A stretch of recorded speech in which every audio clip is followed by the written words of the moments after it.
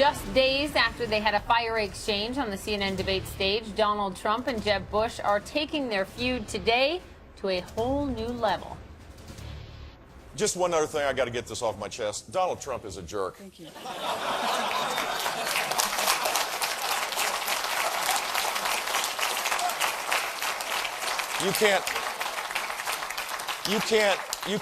You cannot insult your way to the presidency. You can't disparage women, Hispanics, disabled people. Who is he kidding?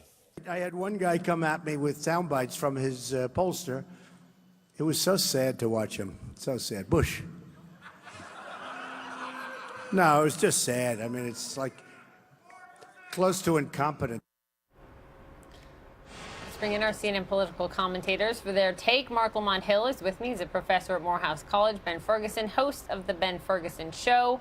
Ben, to you first. Do you think that Bush, using this language, calling Donald Trump a jerk, is he going to back out of his pledge to support Trump if Trump is the nominee? I mean, he admitted this week in his interview with John Berman his team was looking in to the legal issues around that. Yeah, I think at the end of the day, he's going to support whoever the Republican nominee is. I cannot see a scenario where he would support Hillary Clinton or if for some reason Bernie Sanders had a miraculous comeback here. I don't think you're going to see him out there actively campaigning for him. I don't think you're going to see them arm in arm or hand in hand walking around waving to the crowd or introducing him at events or at the convention or anything else if Donald Trump does win this nomination. But I think ultimately he will say, I'm a Republican, I'm a conservative, and I'm going with a Republican nominee, even if it is Donald Trump. Mark, to you, Trump got some interesting praise this week from Russia's president, Vladimir Putin. Here's a quote from Putin about Trump. He's a very flamboyant man, very talented, no doubt about that. He's an absolute leader of the presidential race as we see it today. Trump responded saying, it's always a great honor to be so nicely complimented by a man so highly respected within his own country and beyond. Then Trump doubled down on that today in Iowa, saying he's happy to have the support of Putin. Why can't the two countries just join together to fight our enemies? Do you think, Mark, that statement and the support from Putin helps or hurts Trump? Apparently nothing hurts Donald Trump. I will say this, though.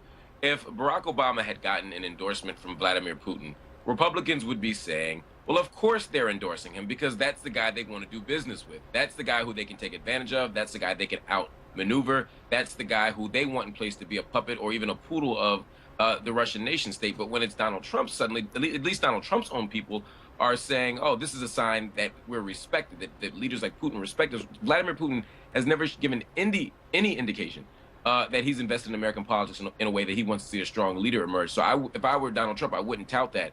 And I suspect his Republican competitors are going to say the same thing very, very soon. I also think it's funny that Jeb Bush would say, Donald Trump's a jerk. You can't insult your way to the presidency.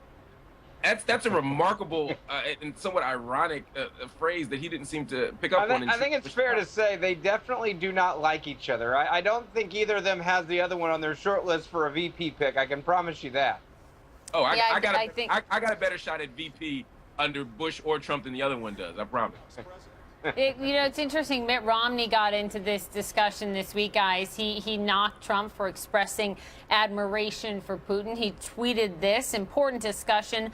Thug Putin kills journalists and opponents. Our president kills terrorists and enemy combatants. What do you make of Romney weighing in, Ben?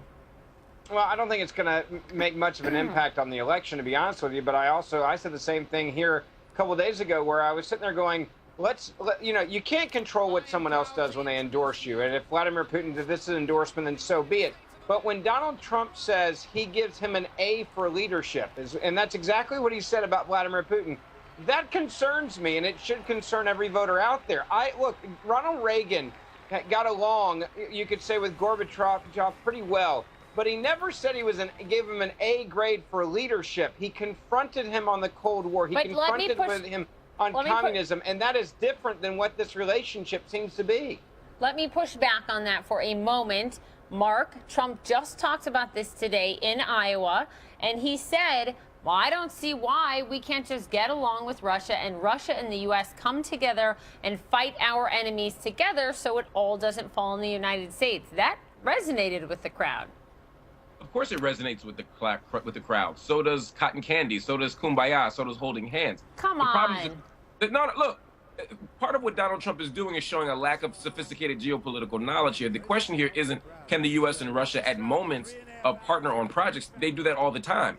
But at the very same moment, you have a proxy war being fought in Syria. At the very same moment, you see a strategic battle being waged between the United States and Russia for oil resources, for energy resources more broadly throughout the Middle East and Eastern Europe. So we can't just get along because our interests aren't aligned. U.S. interests and Russian interests are at odds at many points. So when Trump says that, yeah, it sounds good to the people in the cheap seats. It sounds good to the people who vote for him, who don't know the difference between a Disney city and a real city. But for real geopolitical analysis, you can't go with the Trump plan.